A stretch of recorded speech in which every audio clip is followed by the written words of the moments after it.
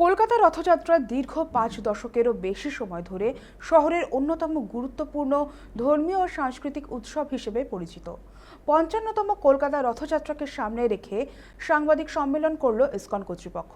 কলকাতায় আয়োজিত এই সাংবাদিক বৈঠকে রথযাত্রার প্রস্তুতি, নিরাপত্তা, ভিড় নিয়ন্ত্রণ, প্রসাদ বিতরণ ও বিশেষ কর্মসূচির বিস্তারিত তুলে ধরা হয়।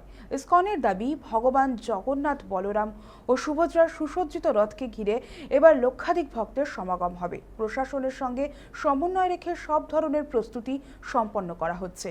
ভক্তি, সম্প্রীতি ও শান্তির বার্তা নিয়ে কলকাতা রথযাত্রাকে স্মরণীয় করে তুলতে সকলকে অংশগ্রহণের আহ্বান জানিয়েছে ইসকন।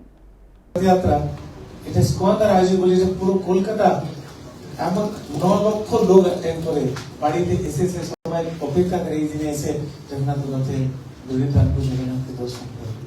তো আমাদের রুট রয়েছে, আগেবার যেরকম রুট রয়েছে সেই রুটই থাকবে। রুট ব্যাপারে বলে দিচ্ছে, সোজা রথ 16 জুলাই আর ইনগ্রেশন শ্রীমান দয়ারামপু বলে দিয়েছেন।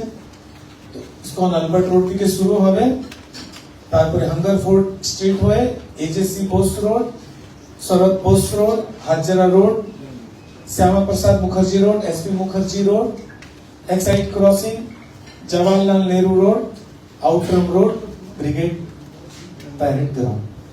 जिनसे हमें गुंडीचा मंदिर, गुंडीचा विशेष, गुंडीचा दर्शन खूब विशेष। যদি কেউ 10,000 তাহলে প্রত্যেক দিন শ্রী মন্দির আলবার্ট রোডে দর্শন করে যে ফল প্রাপ্ত হবে, সে একদিন গুন্ডিচা ফল দর্শন করে প্রাপ্ত হবে।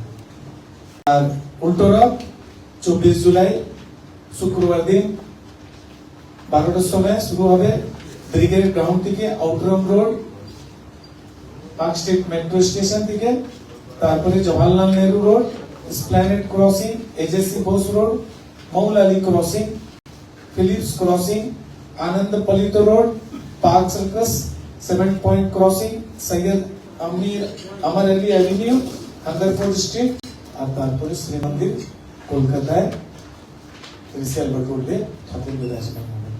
তো আপনারা সবাই কাছে অনুরোধ করি, সবাই আসবেন, জগন্নাথের কৃপা লাভ করবেন।